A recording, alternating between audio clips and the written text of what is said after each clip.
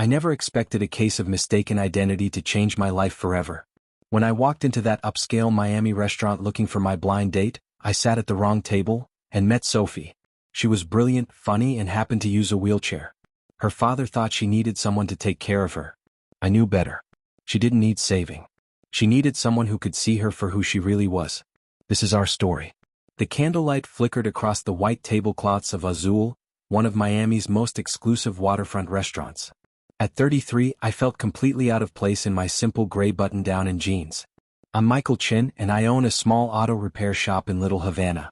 Places like this aren't exactly my usual scene.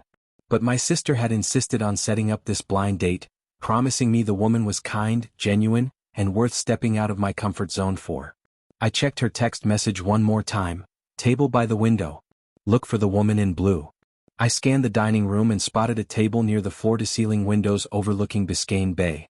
A woman in a stunning blue dress sat alone, her auburn hair falling in soft waves past her shoulders. Even from across the room I could see she was beautiful.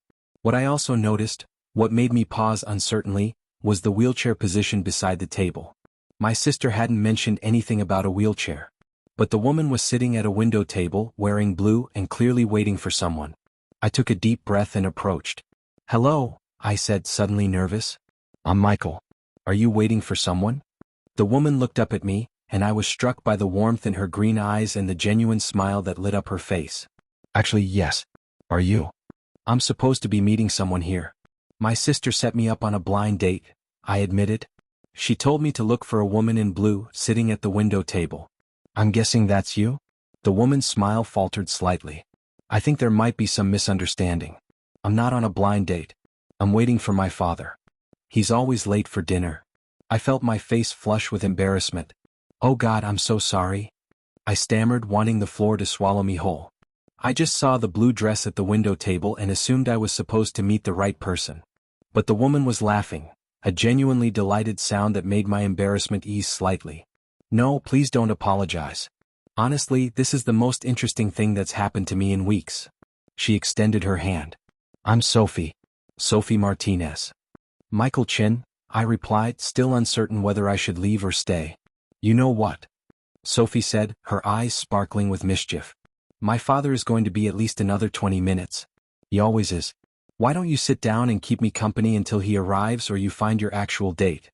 Seems like a waste to let a good case of mistaken identity go to waste." I found myself sitting, charmed by her straightforwardness and the easy way she smiled. "Your father won't mind finding a stranger at his table?" "My father will be thrilled," Sophie said with a conspiratorial grin. "He's been trying to set me up with eligible bachelors for months, convinced I need someone to take care of me. He'll probably assume you're some business associate he arranged for me to meet and forgot to mention." "Take care of you?" I asked, then worried I was being too forward. "I'm sorry, I don't mean to pry."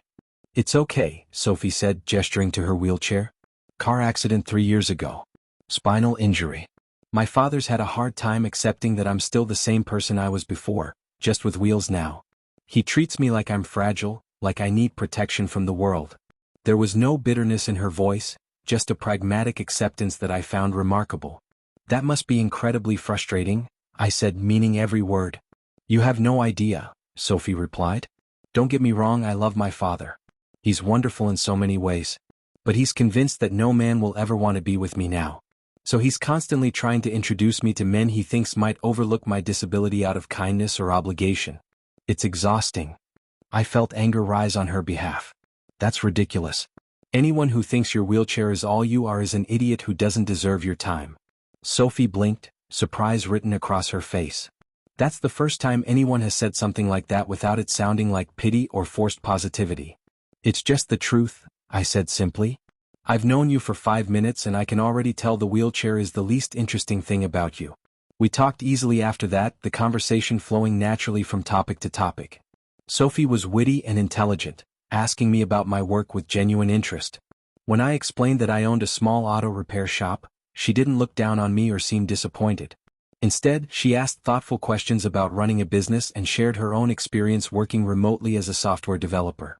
"I love coding," Sophie said, her face animated. "There's something satisfying about solving problems, about creating something functional and elegant. My father thinks it's a hobby to keep me busy. He doesn't understand that it's my career and I'm actually quite good at it. Why does he think it's just a hobby? I asked. Because I work from home, Sophie explained. Because I don't go into an office every day. He thinks real work happens in corporate buildings with dress codes and conference rooms. The fact that I make a good living doing what I love doesn't seem to register. I was about to respond when a man in an expensive suit approached the table, his expression shifting from confusion to carefully maintained politeness. "Sophie, sweetheart," the man said, kissing his daughter's cheek. "I'm sorry I'm late." He turned to me. "And who is this?" "Dad, this is Michael Chen," Sophie said, and I could hear the amusement in her voice. "He sat down at our table by mistake looking for a blind date. We've been having a wonderful conversation while waiting for you." Sophie's father, whom she introduced as David Martinez, looked me up and down with barely disguised skepticism. "A blind date? And what do you do for work?" "I own Chen Auto Repair," I said, meeting David's gaze steadily. "I've been building the business for 6 years." "How interesting," David said in a tone that suggested it was anything but. "Sophie, your usual table is ready in the private dining room. Shall we?" "Actually, Dad, I was thinking we might invite Michael to join us for dinner," Sophie said.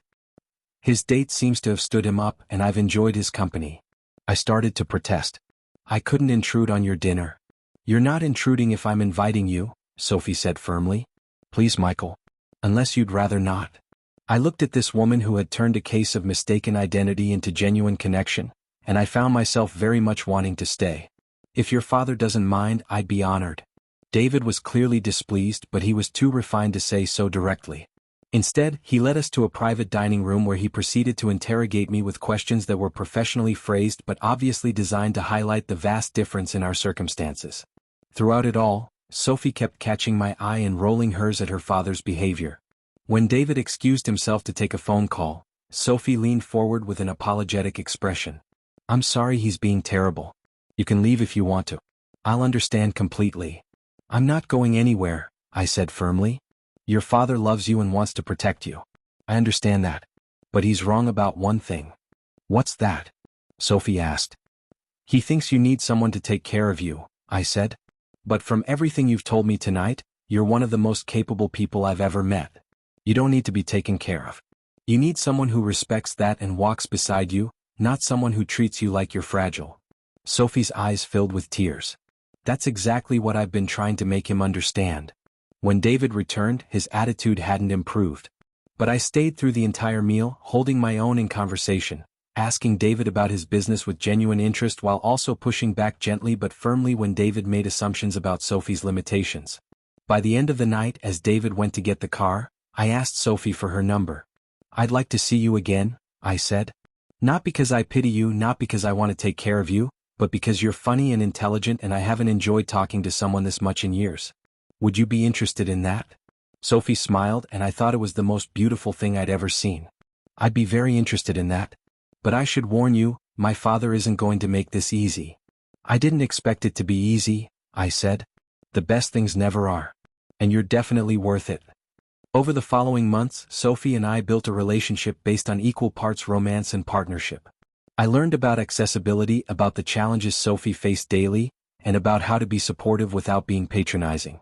Sophie learned to trust that I saw her as a complete person, not a disability to be managed.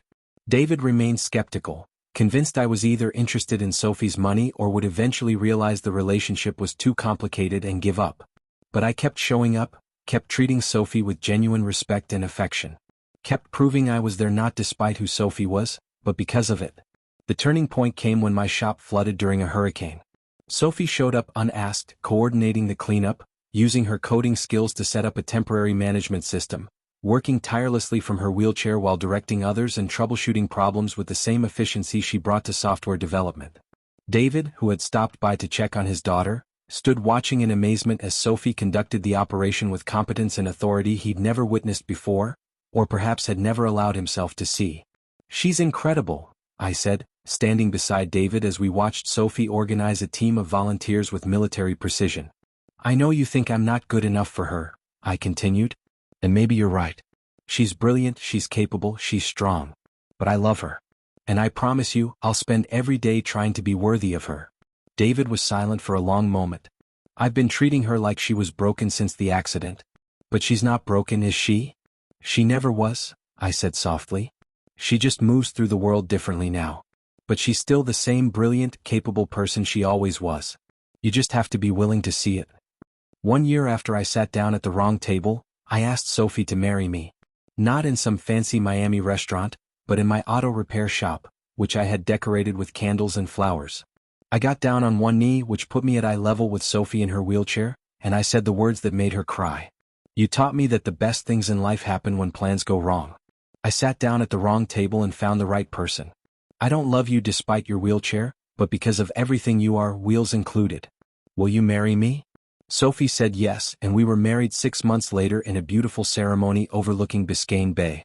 David walked his daughter down the aisle, and in his toast at the reception he thanked me for teaching him to see his daughter clearly again, for reminding him that disability changes circumstances but not character, and that love sees the person, not the limitation. I spent 3 years trying to find someone I thought could handle my daughter's wheelchair, David said, his voice thick with emotion. What I didn't understand was that Sophie never needed someone to handle anything. She needed someone who could see past my own fears and limitations to recognize the extraordinary woman she's always been. Michael saw that in 5 minutes. It took me 3 years in a flooded auto shop to finally understand what he knew all along. As Sophie and I danced our first dance, me standing, her spinning gracefully in her wheelchair, I thought about that night at Azul. About mistaken identity and blue dresses and how sometimes the universe has better plans than the ones we make. About how the wrong table had been exactly the right place to be, leading me to someone who taught me that love isn't about overcoming obstacles, but about seeing the whole person and choosing them, completely and unconditionally. 5 years later, Sophie and I run Martinez Tech and Auto, a unique business that combines my mechanical expertise with her software development skills. We've created an app that helps people find wheelchair-accessible mechanics and service centers across Florida, and it's expanded to 12 states. David is our biggest investor and our most enthusiastic supporter. He volunteers with disability advocacy groups and has become an outspoken advocate for seeing ability rather than limitation. He jokes that it took a mechanic in jeans to teach a successful businessman the most important lesson of his life. Sometimes the best things in life start with mistakes and misunderstandings. Sometimes the wrong table turns out to be exactly where we needed to be all along, finding someone who sees us clearly and loves us completely for exactly who we are. I still think about that night, walking into Azul, nervous and out of place, sitting down at the wrong table. It was the best mistake I ever made. Because it led me to Sophie, who taught me that real love doesn't try to fix or change someone. Real love sees the whole person and says, yes, you. Exactly as you are. That's what we found in each other. And that's everything. This is my story of triumph. Do you think I handled it correctly? If you were in my shoes, what would you have done? Share your thoughts in the comments. I can't wait to hear your perspective.